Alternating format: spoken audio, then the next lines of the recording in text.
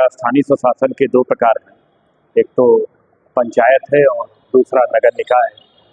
अगर हम बात करें तो कुछ कमेटियों की, जिसमें पंचायतों के लिए जो कमेटियां गठित की गई थी,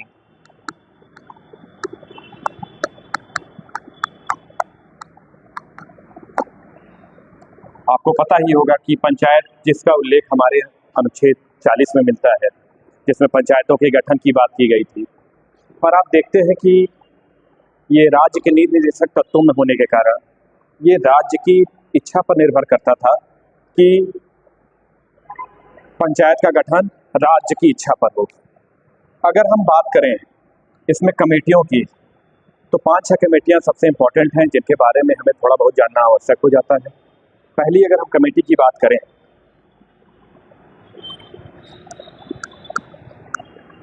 पहली कमेटी है बलवंत राय मेहता समिति। इन कमेटियों के बारे में न केवल इनका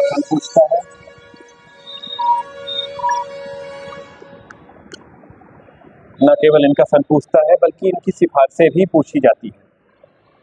पहली बार बलवंत राय मेहता समिति में ही लोकतांत्रिक विकेंद्रीकरण की नींव पड़ती है, ये शब्द यूज किया जाता है। इसमें आप देखते हैं कि 3 स्तरीय पंचायत का गठन किया जाता है। पहला ग्राम स्तर पर ग्राम पंचायत,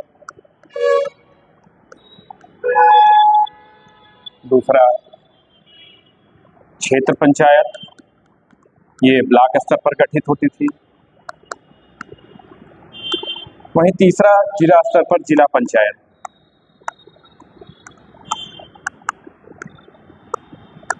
इनकी सिफारिशों को मान लिया गया था और आप जो वर्तमान में ये व्यवस्था देखेंगे पंचायती का, वो हूबहू बलवंत राय मेहता समिति की सिफारिशों को मानने के उपरांत ही ये हमारे सामने अस्तित्व में आई है।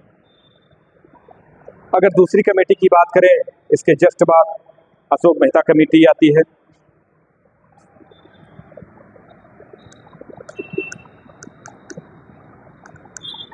अशोक मेहता समिति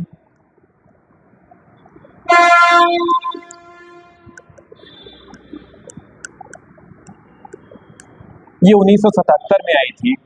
इस जनता पार्टी की सरकार थी, 1977 में मोरारजी देसाई द्वारा इसको लाया गया था, पर इसकी सिफारिशों को माना नहीं गया है। इनकी सिफारिश थी कि पंचायतों में 2 स्तरीय व्यवस्था। इन्होंने ग्राम पंचायत को मान्यता न देकर 2 स्तर पर पंचायत, एक तो मंडल पंचायत और दूसरा जिला पंचायत की बात की। दूसरा इनकी सिफारिश थी कि जो कार्यकाल हो पंचायतों का वो 4 वर्ष हो। एक सिफारिश इनकी और भी थी, इन्होंने कहा था कि पार्टी लाइन पे चुनाव हो। पार्टी लाइन मतलब कि जो पंचायत के चुनाव होते हैं उनमें पार्टियां शामिल हों। जैसा कि आपको पता होगा पंचायतों के चुनाव में अब तो पार्टियां काफ़ी हस्तक्षेप करने लगी हैं, परंतु ये खुल के ये कहते थे कि पार्टियां चुनाव में हिस्सा लें। फिर तीसरी जो कमेटी आती है, GVK राव समिति, ये योजना आयोग के द्वारा गठित की गई थी 1985 में। इन्होंने 4 स्तर पर पंचायत के गठन की बात की थी। 3 स्तर तो वही पुराने वाले, एक इनका स्तर और बढ़ जाता है, राज्य विकास परिषद।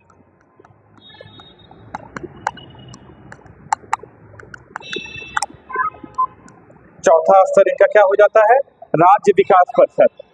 जो GVK राव कमेटी है 1985 में आती है, इसका सन जरूर याद रखिएगा। ये योजना आयोग के द्वारा गठित की गई थी।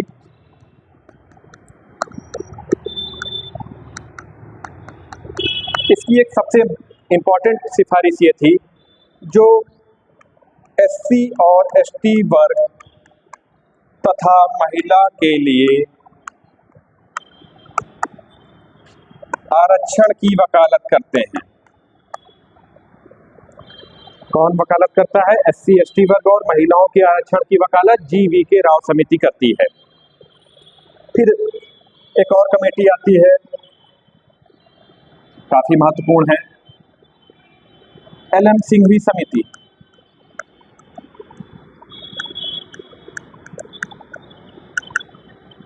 ये कमेटी आती है आपकी 1986 में। इनकी सबसे ज्यादा इंपॉर्टेंट जो सिफारिश थी, जिसको हमें याद रखना चाहिए, कि पंचायतों को संवैधानिक दर्जा दिया जाए।